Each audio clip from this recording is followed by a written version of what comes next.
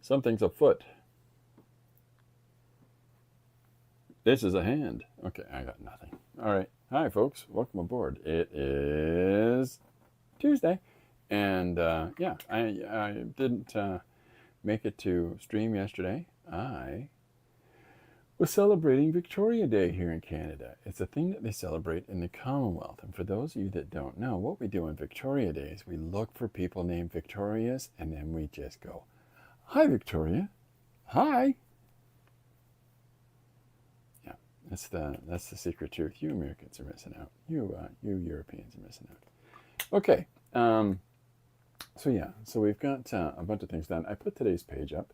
I got my big old noggin out of the road, and you can see it. So there you go. Here is a very serious clown. And so I streamed on Friday. This is what I was working on, and I drew in chalk on a large piece of black paper. And yeah, so this is so I thought about it, and I thought, why don't I just use the stuff that we did live and do our page from there. So here we are. Here's what we've got. It's a story of a very serious clown. And so thank you to everybody. Thank you to Jim for the initial suggestion and title. And thank you to Linda and Liz and Paul for all the people that were suggesting elements that throw in the story along the way. I love doing things that way. I really do. I have no fear whatsoever. No fear of working on the fly. It's one of those things that you get used to when you're working with either clients or you're working with classes, and you're in front of them, and you gotta get up and go, or you're gonna have got up and went. So yeah, so there's today's page. I thought I'd show that. Now I've got something else to show you. And I'm just going to switch over here. Hi again. Okay, so what I've got is that I've scanned a boatload of these small sketch images that I'm doing. And so I've been going through all of those. And in the course of going through all of those, I have managed to get a number of things done that, I'm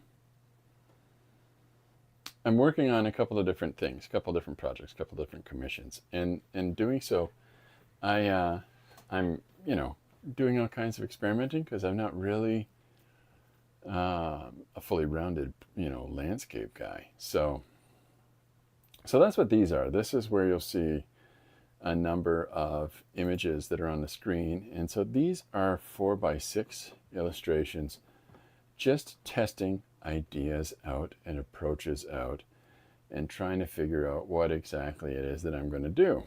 So, in the course of doing these, I sort of experiment with a number of different approaches and a number of different media. The finished result is in acrylic. And so, I'll be taking a photo of that and putting that up because the mountain piece is finished. And so that's going into the office. And I'm currently on the wall here beside me working on the forest piece that's going to go in the office as well. So, and I'll show you a couple updates about that. So, but all of these different interpretations you see of similar scenarios are really exploring approach ideas and having fun. And sometimes it's really important in order to find a sense of comfort or a sense of equilibrium, really, about how you're approaching your work. You want to just go into it. You want to just do it. And so one of the things that I find that will really help you do that is just to play. Just play. Just, don't fret about the mistakes. Don't fret about coulda, shoulda, woulda, what if this went wrong, etc. And just do it. So there, you've got things in here like ballpoint pen, there's acrylic marker, wax pencil, just whatever. Kitchen sink kind of a mentality, folks. This one's got graphite and as looks like pencil crayon. See, I can't even tell you what's in all of these different things as I go, because it really is just a sort of mixed bag of grabbing whatever's around me on my desk. This is the extra stuff behind me, and if I've got the extra stuff behind me like this, you can imagine the amount of mixed bag that I actually have open face on the desk to use. So keeps it lively, you know what I mean? Keeps it interesting. And that I really encourage that for folks to try different things out. Like this has even got stencils in it with the sky, right? Which is a lot of fun. So that's the first bunch, and so I've been scanning these. Now I've been handing them out as well. I've been gifting them out to people, and in the course of doing so, I've got a whole bunch that I don't have images of. So I think I've done about 40 of these at this point, and it's just what it is. But oh no, it's Liz's phone went totally berserk. It's done. It's toast. I'm sorry to hear that, Liz. I really am. But welcome aboard, and welcome aboard, Laszlo. So yeah. So this is just more. This is a piece of trees that I was experimenting on. How do I make it look like a larger forest and layers therein? So that's this. This is a forest view. Now this has got masking tape, wax pencil, white paint marker, what do we got? A ballpoint pen, black, ballpoint pen, blue. I think there's a bit of a blue wash throughout there. So again, just throw whatever at something. I'm sorry that your phone went crazy, Liz. Here's another study of rocks, like I showed you earlier. This is, somebody said, wow, that's got a lot of pink in it. It's on pink paper. Was my response. There's no deep, what was your thoughts with the pink? Pink paper. Because, I'm just, again, using whatever, right? Here's another study of trying to figure out the different planes and levels of the mountains that are in the background of the scene, and trying to get a sense of that. So this is me doing a really close-up study. It's one of those fun images that if you just have the piece of paper that it's on in your hand, people inevitably, which way does it go? Which makes complete sense, but here's another thing with printed backgrounds, testing out the mountain range idea and just exploring, a water channel through here. Just, again, experimenting. I think this has also got chalk in it, if I'm not mistaken. So here's, again, this is another study of the levels of the compressed earth and rock that makes up mountains. And, playing with it. I sometimes put these lines, linear elements on things, and somebody asked me, why do I do that? Why is there a white line there? This is the whole, just allow that subconscious self to go, I want to put a white line there, and just listen to yourself and do it. Why is there a white line there, Chris? Because I put a white line on it.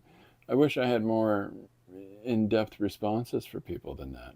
But truth be told, I felt compelled to put a white line on it. So there's that. You can see some of the printed background and things like that, pre-used paper. Ballpoint pen, blue line at the bottom. So this is another big study of the larger composition itself, omitting the trees in the foreground, just to try to understand a sense of depth and scale, right? Test for flowers. This is for the next image that I'm doing, the forest image. So is this. This is just an acrylic study. Quick doodle on a piece of paper. Here's using pencils and maybe some markers. I think some markers are in there too, and definitely a white white marker. But another one of these ballpoint pen and China marker, wax marker. Now there's a blue square in there that I really like. That's literally just stamping a blue square on a piece of paper before putting an image over top of it. Works in the same way as when I stick the colored, painter's tape or masking tape on surfaces as I'm working on them. Just a little interesting piece of complexity. Here's another acrylic study of a big piece of mountain, big piece of rock and rolla, and fun. It's a fun one. Just trying to, again, get a good sense of how, to get that scale together and how to try to do things like that. So I think that might be everything. Yeah, I think that's the lot. Maybe this another just study of trying to paint mountains. So yeah, so that's all the jazz that well, it's not all of them. I mean, like I said, I have twice as many as this, but I've been giving them out to people as this project is moving along, and I got all these mountain studies, and I'm giving them to the people that I'm appreciative of that helped me to secure that commission. So I think I've only got about 20 some odd left, and that's fine. Okay, let's switch to the overhead and get my noggin out of the road. Oh, well, hello again. Anyways, so it doesn't work when I slide off the frame, does it? I finished the clown page. Yeah, I put it up today, and yeah, take a look and let me know if you like it. It's the greatest thing, Chris. There's just this part of it that talks about the truth of clowndom. Anyways, yeah. So let's see what we got. I'm gonna get us centered off here. Yeah. So I'm not gonna be up here for my head on the camera for very long because you don't need to see my goofy face.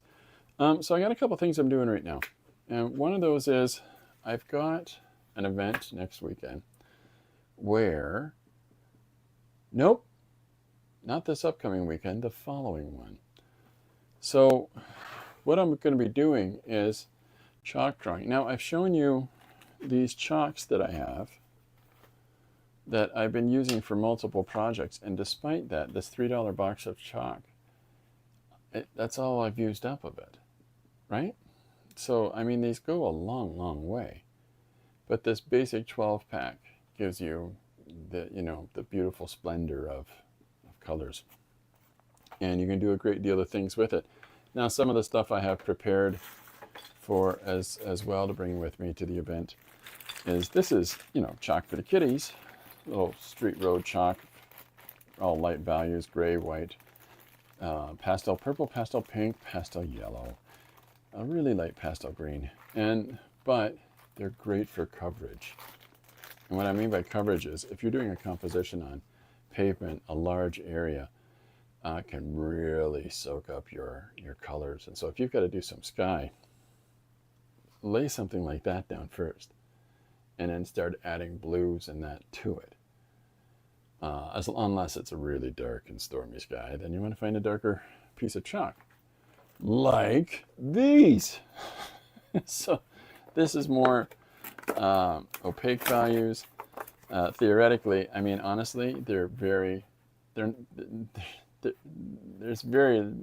still really light, right? Like this is your really big blue, but they're great for covering large areas. So, instead of consuming all of your the body of chalk, so I'll be bringing those to the thing as well. In addition to that, we bought a bunch of those for the kids, and then I've got a black piece of chalk, as well as a red and a white. But what I'm really excited about with that black one is, again, coverage, right? If you're doing a composition and it's X big in space, let's say 4 foot by 6 foot space, and you have large areas that have deep shadow or lots of black. Now, you're going on pavement first off, it's a parking spot in a parking lot. So that granulated surface that's on there can really quickly grind out your pigment. Now, a couple things you can do is, this is charcoal, pure powdered charcoal. So something like this, you put that down. Whoa, hey, I just dusted some of it off. Pardon me, I got the hiccups. So, and then you can take a tool, like an old toothbrush. Hey, I'm a toothbrush. So, or, you know, a brush like this, like a little mini painter's brush, right? And you can start to try to work that into the area and spread that, you know, spread that pigment in. And that will give you a body of coverage over an area. And so things like that are really helpful. I mean, ground charcoal is just, it's really helpful in general if you're working in charcoal, because rather than going over an area with a mark making tool, you can grind an area in with the powdered charcoal. And the best part of that is the stuff that, if you contain it, you can pour it back into the jar. What you don't use, or what, you know, don't brush it off, you know, roll up your sheet a little bit and then dip it in so that it all falls back into that jar. So, yeah, there's lots of different things that can be done. It really is just a case of experimentation. It really is just a case of trying stuff out. So yeah, that's so some of the things that I'm doing for this little black dark spot over here is actually pieces of the same paper, and there's a good stack of them that I've put together, right?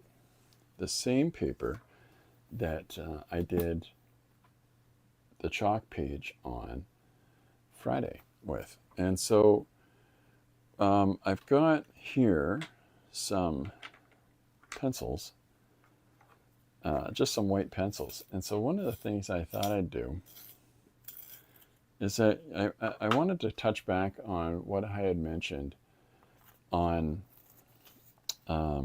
Friday about taking the idea of abstracting an image, the idea of abstracting, you know, your composition so that it becomes almost really simplified language. And so I tried a couple different things with that. And in doing so, I hope it gave people some ideas. But you can take something like, here, I'm going to use these little random bits of images that I have kicking around in the studio, okay? Now, if we're going to try to reproduce, and the reason that I use these small images like this instead of blowing up something to work from, is that in order to try to reproduce something like this, we may well over-scrutinize it if we try to catch all of the elements in it because we've blown it up so large. So rather than doing something like that, or something like this, or like that, like let's start here with this composition, okay? So I'm going to use this white pencil. One of the things that we can do is to figure out the contrast, the variations that are in it. Now we know that, and hopefully this is going to turn out, let's zoom in. Okay, we're going to zoom in. Now hopefully this picks up this white, or I'll switch to another white. I'll just do it now. I'm going to switch to a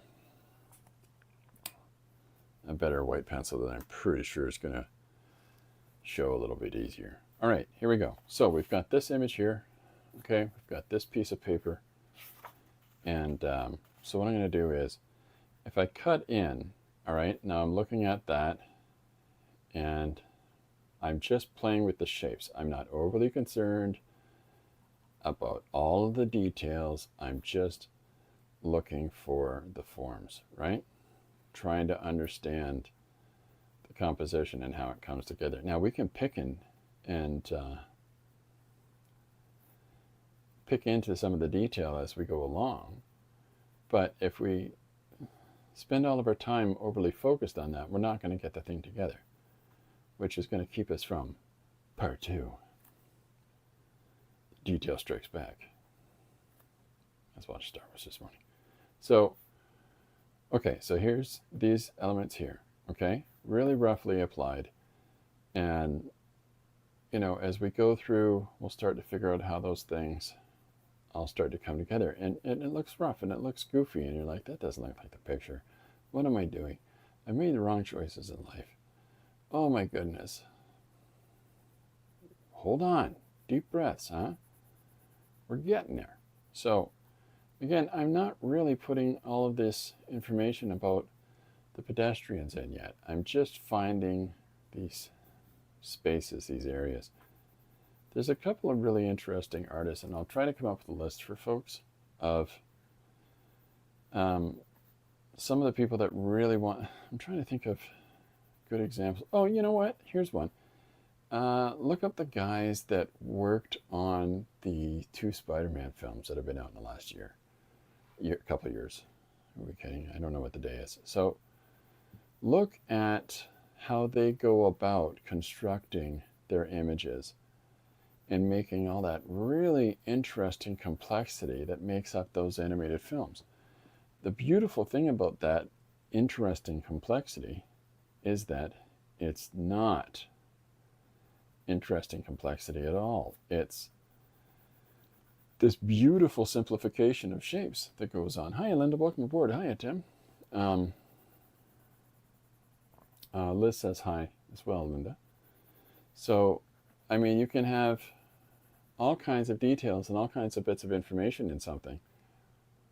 But how you go about structuring that, how you go about putting that in, can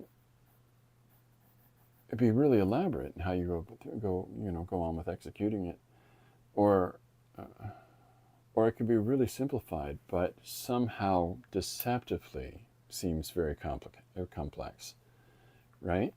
So, take a look at those guys' work, and you'll see what I'm referring to.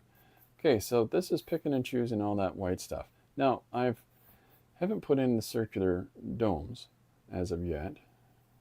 I'll do it now. But the reason that I didn't put that in initially is that I really wanted to focus on just capturing the whole thing. But when you look at this, when you abstract it down, okay, you've got the meat and potatoes of your street scene. You can also do something like, here's that white line down the road. That's in here. We can volume out at the end, just phase it out into some of these grays that are up top, right? But we're not, again, overly focusing on all of the details. We're just picking and choosing those elements as we see them, that high contrast result. You got this shirt. I nearly posted this my wrong group, Rust Bro Restorations. Uh-oh. Well, that's very nice. Yeah. Thanks very much, Liz. So, again, I'm going to throw in some of these little gray tones in here, but there's an interesting educator, an interesting field of thought, and I relate to him sometimes because I never did post-secondary education. I'm largely self-taught, so I did a program called BL Art in high school, but it's a good program, by the way. So when I come across interesting educators like Hans Hofmann, even though he was an abstractionist and he taught abstraction, there is a lot of things in there of value. There's a lot of things in there that make an awful lot of sense. So his compositions would largely look like something like that. So he would reduce down an environment, he would reduce down a landscape into shapes, into values, into that push and pull of light and dark and color. Really compelling stuff. An iPhone, not an Android now. It is oh so fun. It's been free format, so easy and fun to draw up ideas when not at a craft table. Oh, that's great. That's really cool. I don't have a lab. I've got a little tiny tablet here, but it's really just a source images on. I'm not, you know what I mean? Like I got so many little doodly doos and hearly what's around the studio. I really want to try a tablet one day that just, you know, doodle with, but, you know, not today. Not yet. It hasn't happened yet. Okay, so I'm going to come in now with a dark color. This is just a black pen, right? And so what I'm going to do, so we've got our simplicity here, okay? And so what I'm going to do is, I didn't spend a lot of time wasting on trying to figure out all of those details when I was just putting down these large areas of value while looking at our simplified image. But now as I go through, I can come in and I can go the opposite way. And some of these marks you're going to see easier than others. So now I can start coming through and adding in some of the details that I might not have picked up as I went through before. And so now when I come in around, is that Lucy, is that you?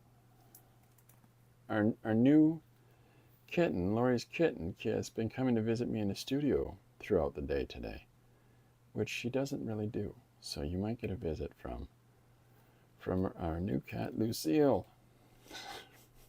I'm the only person that calls her Lucille. I'm really excited to fill out her form at the vet. It says Lucille Runsman, because I am silly like that. So I'm just going and picking little shapes and marks throughout here that are adding a little more complexity, a little more detail. And as if I come back in with this white, you can start to see things pull out now. Let me see if I can get us a little closer with that. So now we're starting to get things like some of this shape business for the lanterns, right? And does it have to be perfect to the resource image? No. Is, some people, yeah, they want to replicate that in Power Tool, right? That's fine. That's important for their intent and for their creative journey and so on and so forth. I know a couple of friends that are absolutely brilliant for replicating reality through paint. But I like playing and changing the placement of things and the scale of things and adding to them. And so I'm not overly worried about just replicating the photograph. And that's not what we do, by the way, when we try to capture in an image that we see. We're not just replicating the image, because you're going to make decisions where you're going to add elements and you're going to omit elements. That those choices that you make really does make it your own thing. So, don't, I would say don't disparage those that do take time to develop that craft to do that, to try to capture that, especially in an age now where we've got this new immersion of AI. Somebody that has the skill set developed to do somewhat realistic images, you gotta love them. So it's not easy. It's not easy to do. Okay, so I'm just coming in and picking out some shapes and some contrast here, throwing those in our composition, right? I'm not too worked up about exactness. I'm just playing, right? But we can see with just these two different things, now you're starting to see this come through a little more clearly. And go team go, go team go. So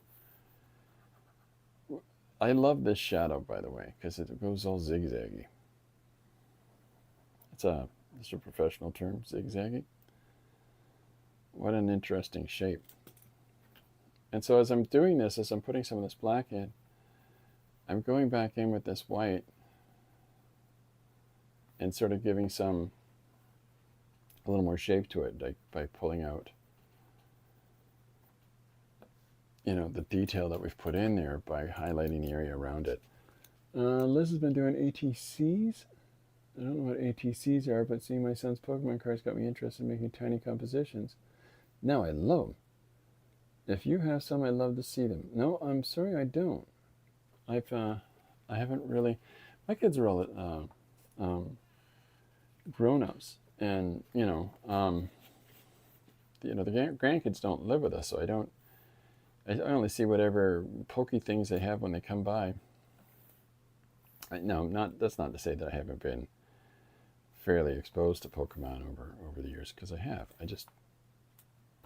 The kids left a bunch of their cards here as they grew up and moved out, and for a good year and a half, we would meter those out to the grandkids as they would do things that we were trying to get them to follow through on while they were here, like brushing their teeth and things like that. And here's some Poke cards. You've earned some Pokemon cards for yourself. So now we don't have any of them in the house.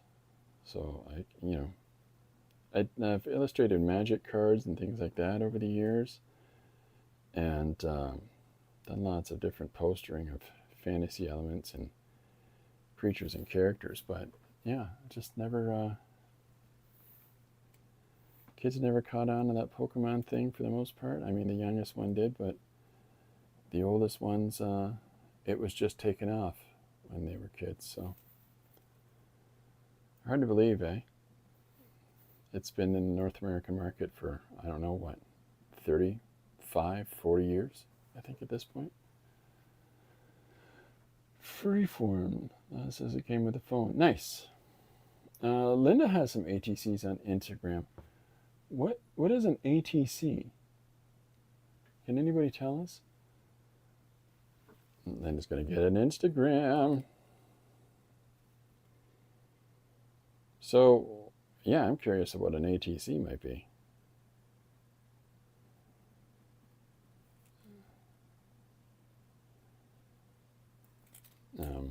Awesome cookie container? No, that wouldn't be it. It'd be an awesome, I don't know what.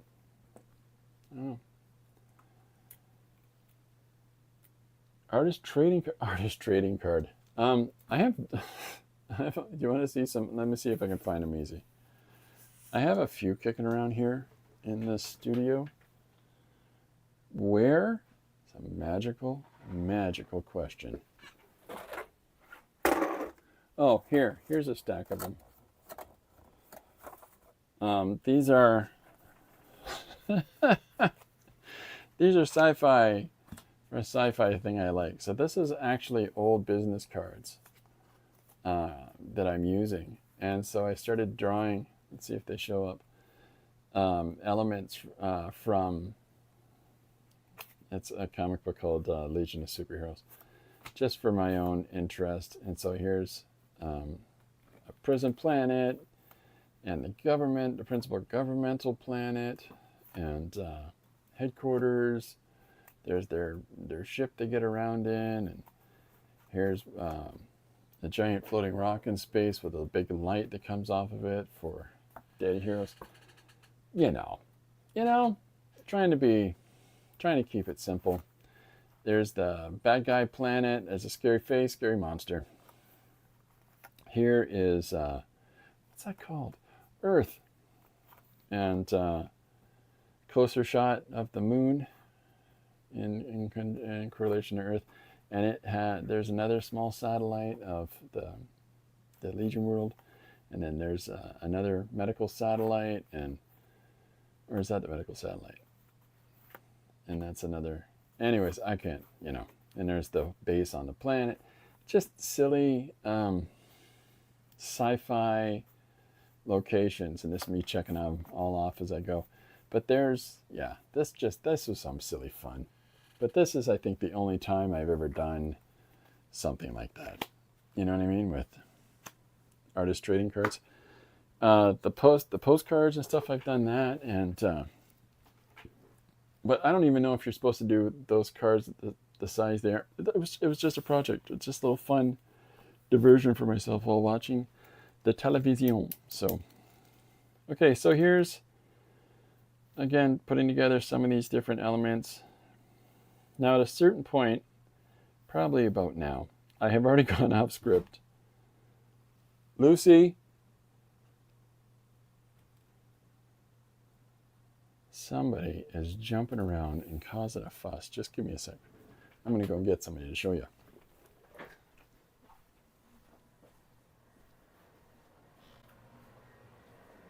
What are you doing?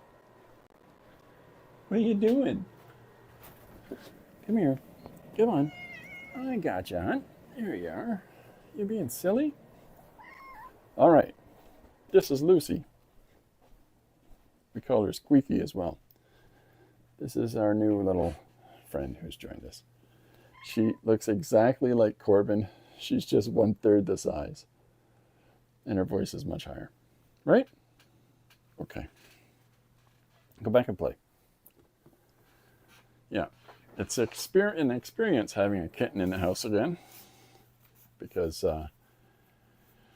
Corbin's 12 and baby was 15 when she passed away. So, you know.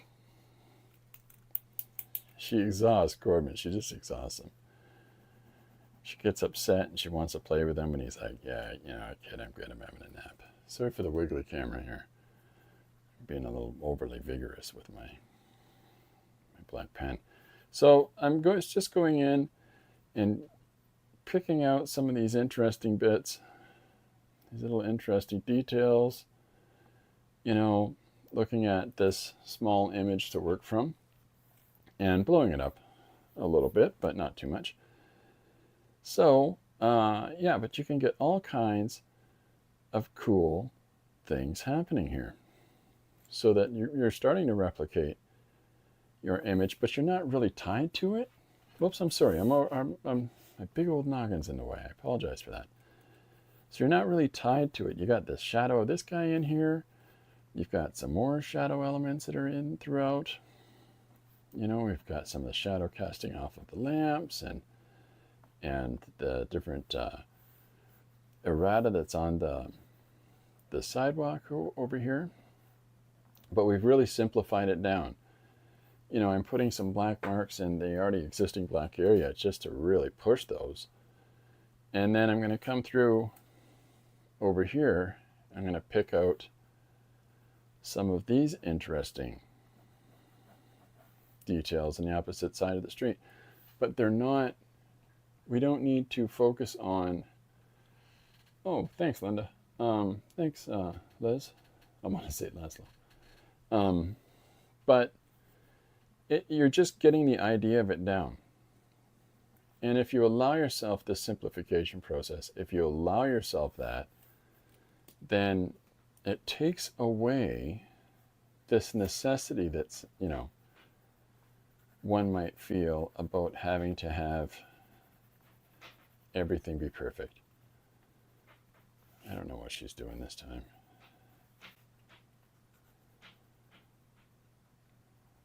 She's a stinker. She's only really started exploring downstairs today. So 2.5 by 3.5 is the size of artist trading cards. That is like so close to your comics slide size. Oh yeah, well there you go. Well, 2 by 3. Let's see what we got here.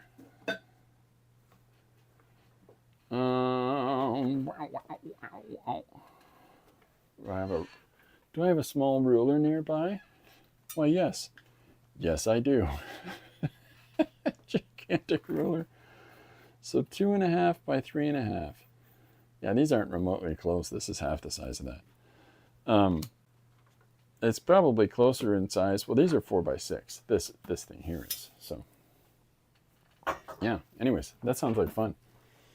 Okay, so now I'm grabbing a white Posca to just come in and pick and choose a couple of little spots throughout to just emphasize a couple of little points. And to, you know, again, play with that push and pull of value. So now the lamp really pops out, right?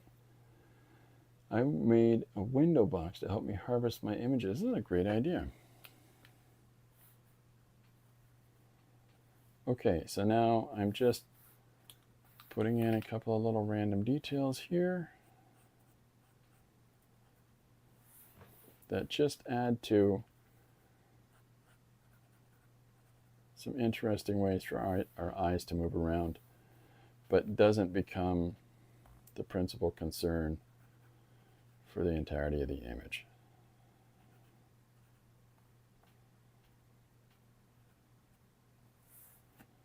So hopefully, you know,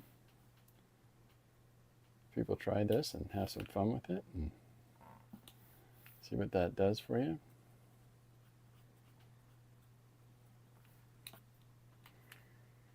Yeah, I'm keen as a jelly bean with that.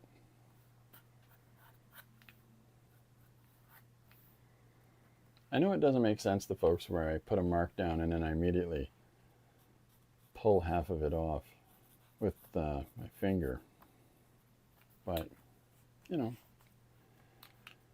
it's funny the little things that we do as we learn along the way and the little, you know, tricks and traits that we pick up.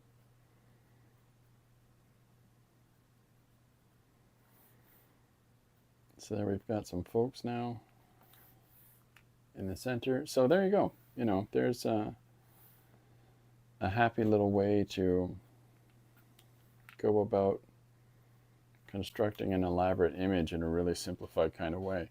And yet you've got the gist of it there.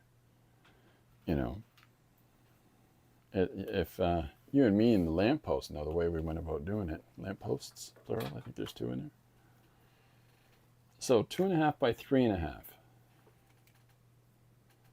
Ornate pieces with, nice how you've got the ornate pieces with cumbersome type tools. Wow. Cool. I'll have to check those out. Sounds awesome, Linda.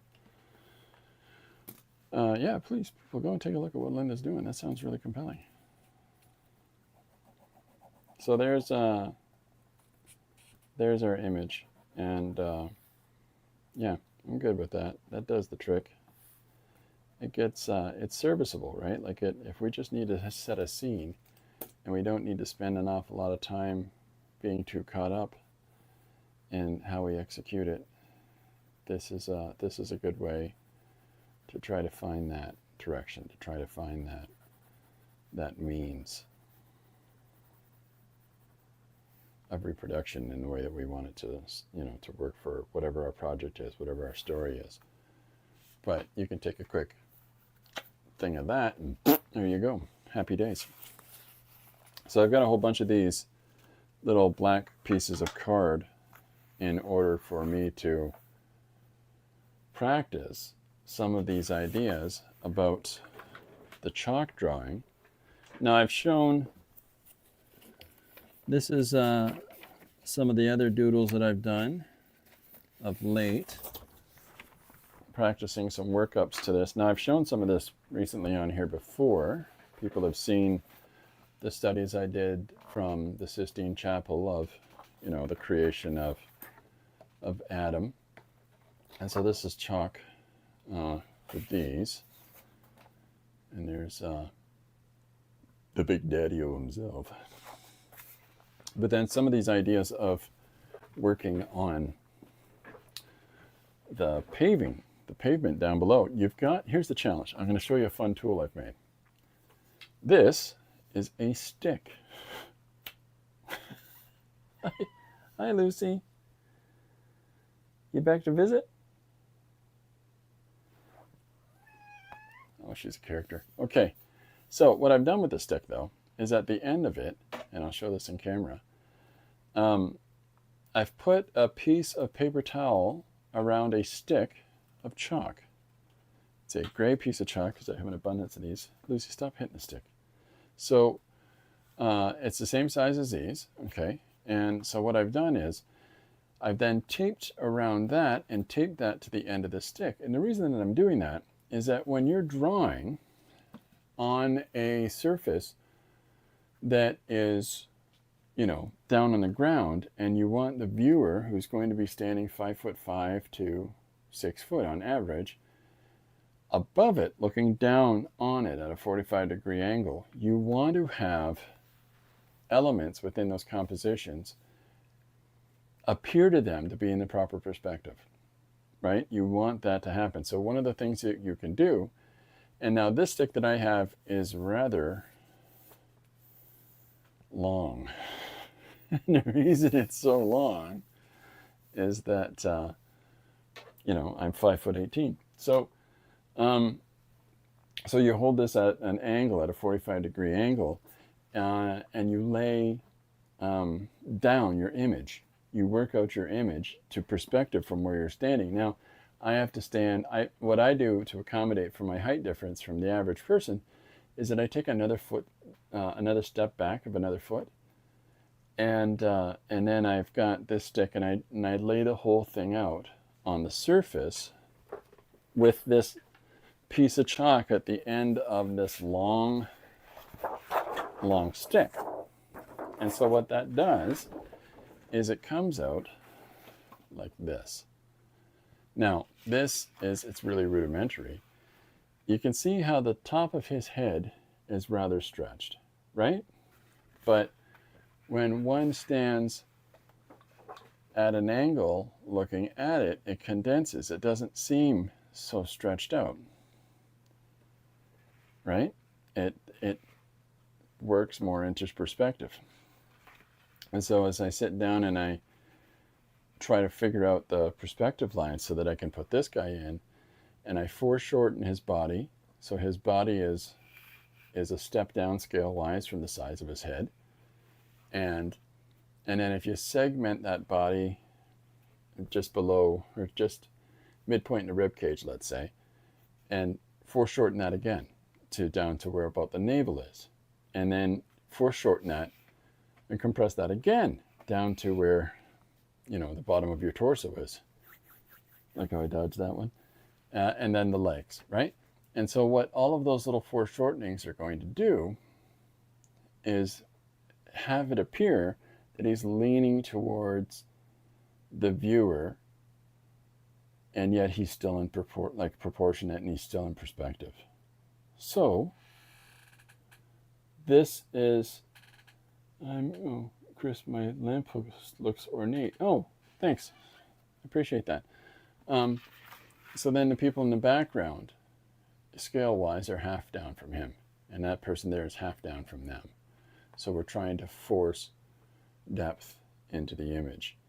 And then it's just a case of coming in with your colors and starting to apply those to the subjects that are therein. But think about where the light source is. If it's closer to this side or closer to that side, then your light source is going to illuminate the background more, and this is going to be more in shadow, or it's going to illuminate his face more, and the background will shadow out. So think about aspects like that as you're drawing, right? So that's the principal idea. And when you lay that on with your stick, then you start to fiddle about with, Lucy, I'm in here. She's a ding dong. So now we're trying to do that. So here's his feet, right? His shoulders are here, but his arms are down at his sides. So we're trying to get the idea of, if the head's at the top and the body's moving down towards the feet, which parts are you going to see and which parts aren't you going to see? So is he standing at this circular, I don't know what, then, we want to have it seem as though he's standing on a flat plane below us from where we're looking at. And so now that as we look at this from the sidewalk, looking down on the space where the picture's drawn on the ground, is going to come off as being in perspective. Never noticed that before. Well, it's challenging that there's so many things for us to pick up on and so many things for us to take in, right? So I've done some of these in advance, and the reason that I'm doing some of these is in order to play with the idea of a person in space. And so this is another pushed perspective. Let me see if I can. So if the camera's at this angle, hold on, I'm doing it wrong. There we are, this way. So now our guy should seem like he's sitting on a ledge because I've adjusted the angle for where the viewer looks at it. So hopefully he's now sitting on a ledge with his feet dangling over a pit. Right? So his head's a little bit bigger and his body proportions down as it goes. Now I think the one leg is too big personally, but the idea, I'm experimenting is what I'm doing. So yeah, so it's at a weird angle. When you drop it down, you're like, oh, that body seems wacky. That's why you lay it out from a distance with the stick. And let's see, do I have any? I think I've shown these before. This is me just experimenting, doing faces and blah, blah, blah, blah. What else do I have in here? Oh, here's some more. Yeah, I've shown these. I'm pretty sure I've shown you those. Just farting around with paint. Okay, so now here's another one. Here's another approach. Here's a character who just practicing skin tones, who is meant to be in a composition. I just wanted to fiddle around playing with the skin tones. So, and then more just playing with developing some of the scenes and characters therein. So it's just taking whatever, just a moment. Sometimes it's important to do things like that where you've got like the sketches that I've shown of earlier today of the landscape stuff, and you know, exploring ideas like this that we did today. You know, the more that, whether it's closer or farther, see how much I can get it in. I think there we go. I think that's about it. So you see more of the details or lack thereof as it's closer and closer to you.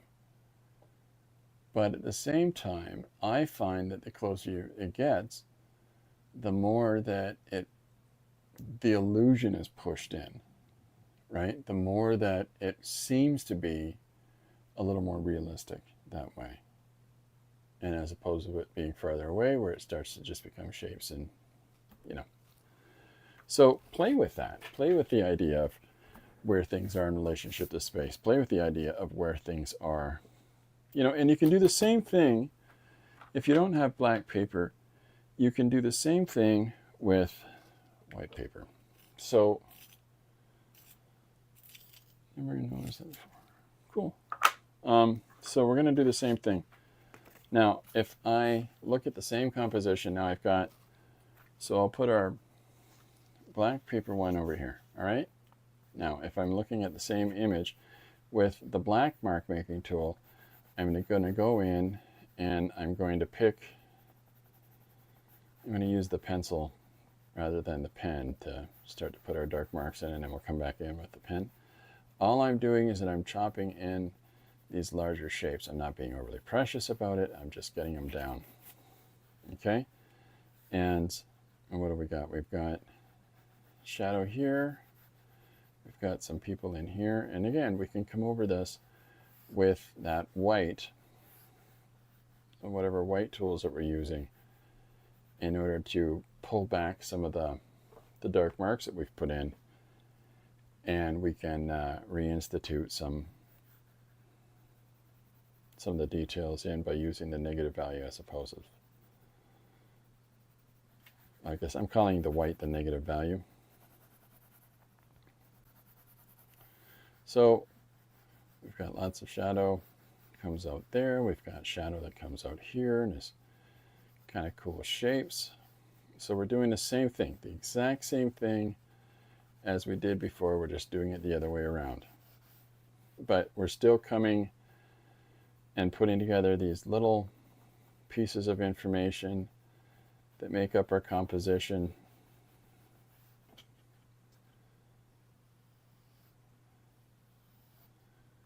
There. Is that, now let me move this down because half of that's disappearing. Okay, there we go. So our picture's coming back into focus this way, and using these dark marks as opposed to the light ones. And then again, it's the same thing where we can come in with the white values and start pulling those back out. Or we can put in, hello the balcony. Oh, I'm just trying to keep up. So we can come in here. We know that there's all this information that's coming in over here. We've got these cars that move along. It's under the picture, I realize, I'm sorry. Let me get my head out of the way. You don't need to see my noggin. All right. So we're going to put in this dark value over here. So now we've got the same sort of structure. Now, I mean, this image goes over to here with all of the dark values, but we're not so worried about that. So it's that we're trying to capture the same thing as we've done here, just the reverse of it. Right? Right. So now we can come in and start being picky about some of these dark bits of detail. We can start coming in with another dark mark making tool. Now that we've got the whole thing sort of laid in for ourselves, and we can start chopping in some more of those bits of information. And allow, if you're doing things like this, if you're experimenting in different ways like this to try to put stuff down, don't be overly precious about it has to be exact. It has to look exactly like the thing is, because it's not going to do anything for you. The whole point is, in doing things, exercises like this, is the learning curve and what that tells us, right? What we pick up from that, the things that we can learn this way. So I know that there's another one up here, and then we know that our, put another little shape in there and in there. So we're staying loose here as well, and we're going to find some details and some interesting things that are going to appear in here. We can still come in with our initial mark making tool, the pencil, and chop back in some of those shapes. Right? Right. And it just starts to, you can see how this has informed us. Two different approaches have informed us in a lot of different ways about the same thing. Did I say I've been here a while? I probably should have said hi. Hey, how you doing? Welcome aboard, Salty.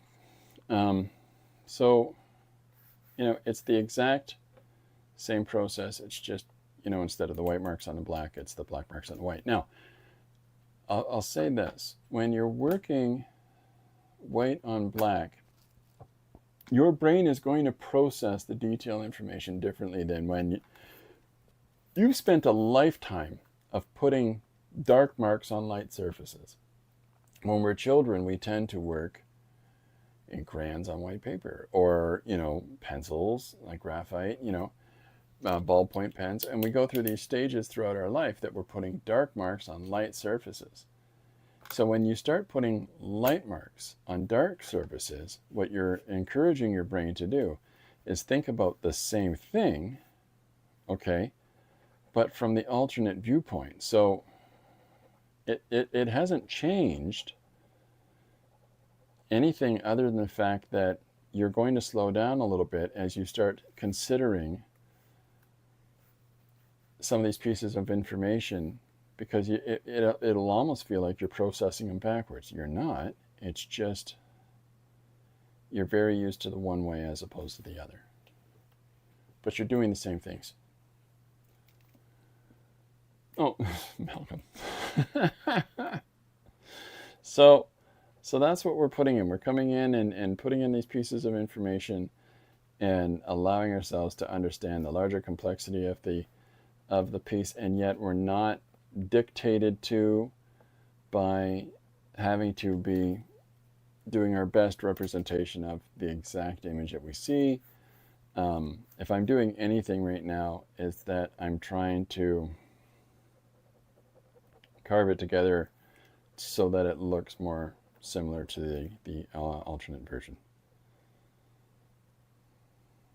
And I'm making decisions like cutting out a space without a mark rather than putting a dot on it with the darker mark, or with the lighter mark, I'm sorry, on the darker surface. So here's our same thing coming together now.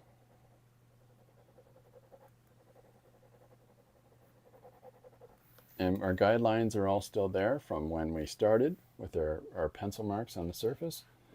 And yet now, you know, we've learned a couple things. And so we're approaching the composition in a different way. You know, but at the same time, conversely, doing it this way is teaching us some things that we might not have considered when we did the light on the dark, right? Right. So here's this fun little bit of shadow. And then, of course, after we've put down a bunch of marks, there'll be little things that we see along the way that we may well want to come in with those lighter marks again, right? So, you know, like this post is over here. I drew it over there. Who cares? So we've got some marks here that we put down to represent some of this information that's on the other side of the street. Now we can do just the same thing as if we use, and this is again another part of that whole simplifying approach to things. If we're to draw some of these same elements, nice drawing, reminds me of urban sketches. Thanks, Paul. Welcome aboard. So if we were to do the same thing in the simplification process, we can find another interesting language. All right, now I'm going to shift this over here. I'm going to move this guy here, and we're going to use this bit of space in between. Okay, I don't care that there's pencil on it already.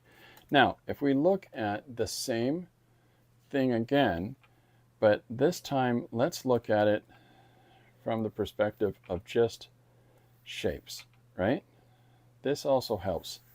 So if you just start thinking of things as shapes in and of themselves, as opposed to the more ornate patterns and more detailed patterns. Now you can distinctify these, so you can separate light from dark this way, but we're just looking at it as shapes, right?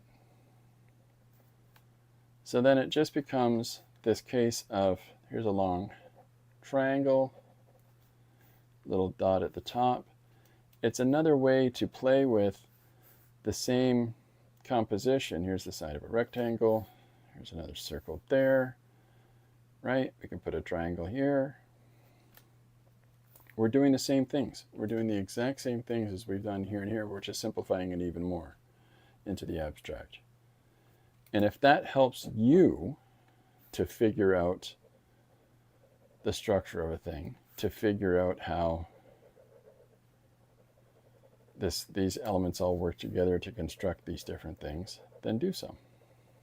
Because that might inform you of something that you may not have considered otherwise. So now we're building our light. Now it's all there. All the meat and potatoes of this thing is still there, right? And of course, the same thing holds true for this, is that as you're putting dark marks down on light surface, you can still come in with the push and pull of value and start toning some of those things back out. It just picked up all the graphite.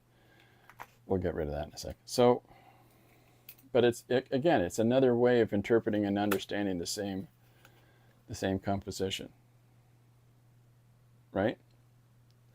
So this is what my head does all of those landscapes that I've done that I showed you at the start of the stream, like when it comes to, let's find another random thing. Here's another random, oh, here, we'll do this. I got one right in front of me. Okay, so we've got this image here now, okay, of looking through a window at the buildings on the other side. Now, even if you're just using one tool for that, I'll move this up here and we'll do it right here. So if this is my frame of reference, okay,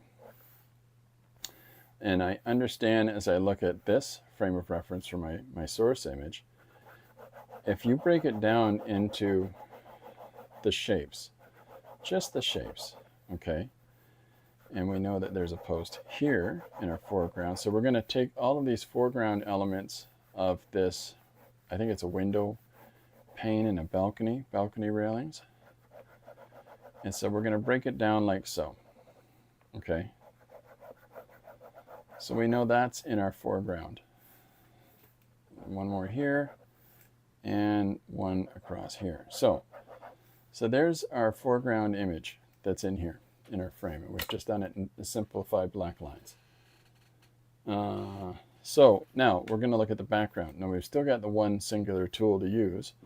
So let's just simplify this, okay? And we're not going to do a lot of these contrasting values. We're not going to pull out a lot of these ornate shapes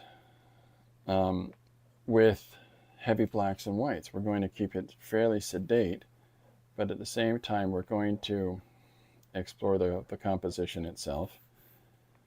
And when we want to put in some different details for it, we'll do it in a uniform way.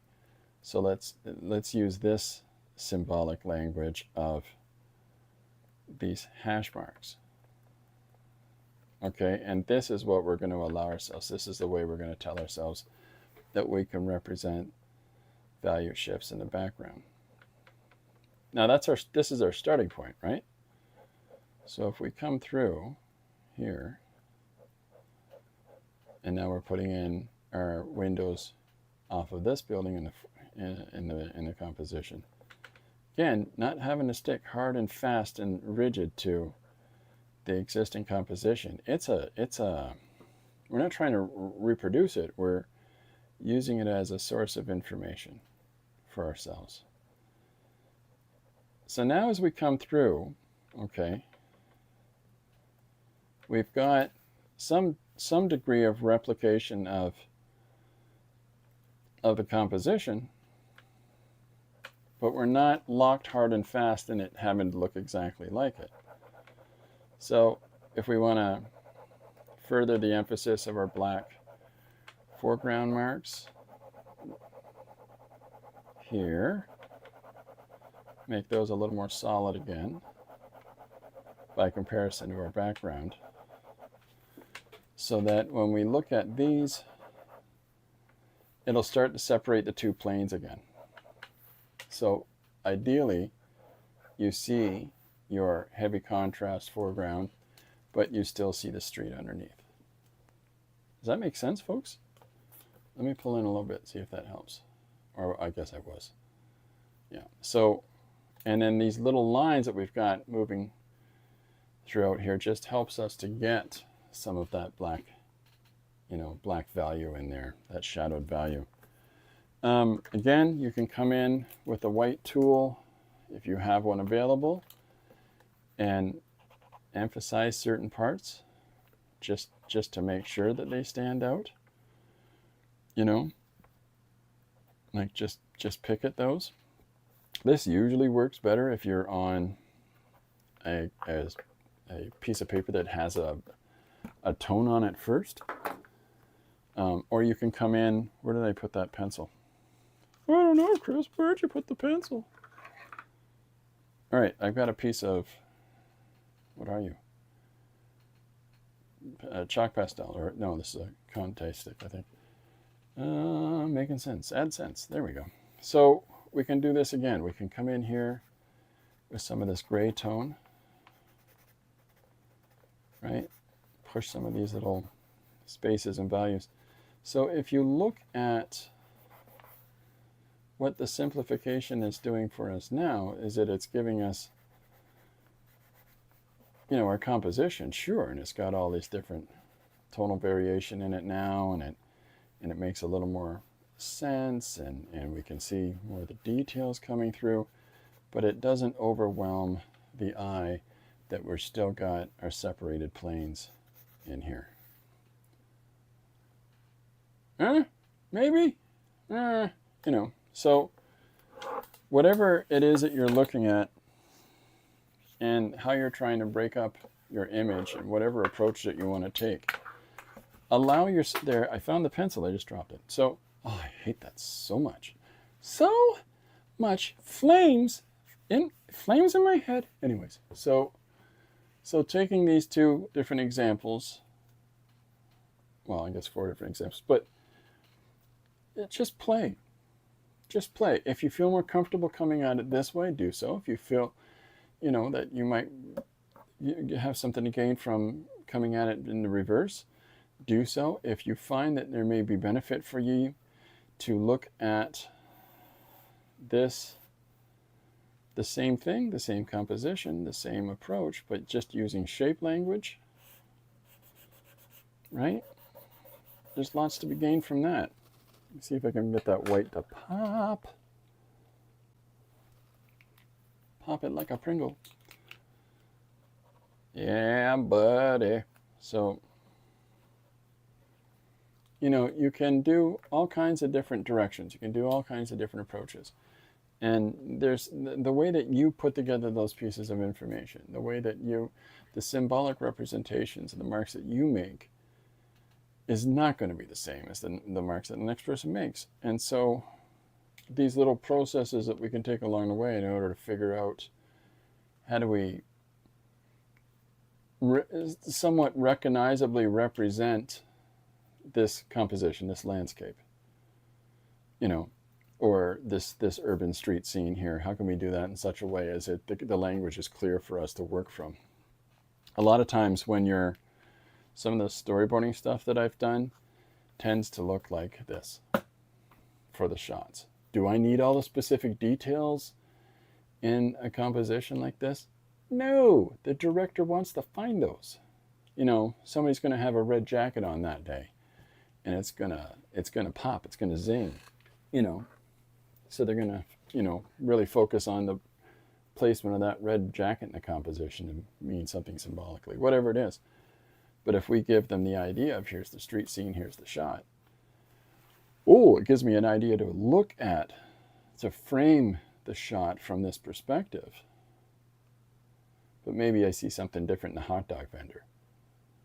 Maybe I see something different than, in this person standing on the stoop. Or whatever it is. Okay. There we go, folks. I hope this has helped people. I hope this is of interest to somebody. Yeah, play, have a lot of fun, and explore the marks that you make, and explore using whatever you have around you. Just grab some random elements when you're leaving the house, throw them in your pocket, and keep a little. I had one here. I got a little tiny orange sketchbook someplace under all these piles of paper that I've just stacked up on my desk. Oh, there it is. Keep a little sketchbook like that in your pocket, right? Just a little quick thing. You see some trees across the street of your doctor's office, and you draw them, right? Or, here's a subway. There's a notification divider. Here's people sitting in front of you in a theater, or truck going by on a bridge, or jeeps in a water, whatever you've got handy, make some marks. And because those little plays, those little momentary things can help you to have a better understanding of settings and locations and people moving through space and depth and perspective and all of that jazz. Linda says, I need to practice perspective. Oh, Linda, we all do. And it's something that's an ongoing process. All right, folks, that's about it for me today. I hope this has been a benefit for somebody. And yeah, give it a try. Go play with, if you've got any black paper kicking around or any other color paper works, and something that's just darker than white, try it out. And use that other tone within your compositions, right? And, rough, dirty, nasty approach to mark making, just get the idea down and don't get caught up in all of the specific details. Well, that circle's in the wrong place. That circle is overlapping with this one. Outrageous. Let it go. Liz says, this fits my love of grunge. Excellent. That's excellent. All right. Okay. Thanks very much, everybody, for coming by. Thank you very much, Linda, the moderator at the mostest, and for everybody to take part in chat today. If you've got a suggestion for a one-page story idea, please feel free to shoot it at me, and we'll do a one-page story of that. I'm going to use this image right here, maybe even this, and incorporate that into our one-page story for today. But yeah, please look up each other's work on Instagram or whatever social media that people are posting on, and check out what each other are doing. And because, I mean, the different ways that each of us make marks informs each of us of something new that we might not have considered otherwise. So yeah, everybody take a look at what each other are doing. All right, folks, that's it. I'll be back tomorrow at 2 p.m. Tomorrow is Wednesday. I'll be back tomorrow at 1 p.m. EST. And come on out, hang out. I'll talk to you then. In the meantime, go make something. Bye for now.